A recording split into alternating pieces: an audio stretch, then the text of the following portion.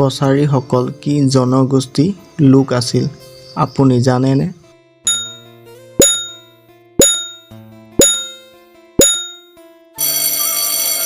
আপোনাৰ উত্তৰটো হ'ব মংগোলীয় লোক আছিল। কছাৰীসকলৰ প্ৰথম ৰাজধানী ক'ত আছিল আপুনি জানেনে?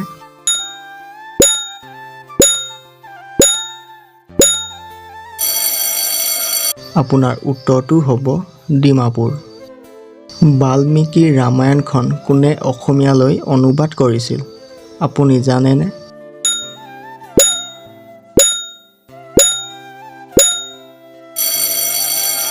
ইয়াৰ উত্তৰটো জনাৰ আগত এতিয়ালৈকে যদি মোৰ চেনেলটো ছাবস্ক্ৰাইব কৰা নাই তেনেহ'লে প্লিজ ছাবস্ক্ৰাইবটো কৰি লওক। আপোনাৰ উত্তৰটো হ'ব মাধৱ কন্দলী। কছাৰীসকলৰ শেষৰ ৰজাজন কোন আছিল আপুনি জানেনে?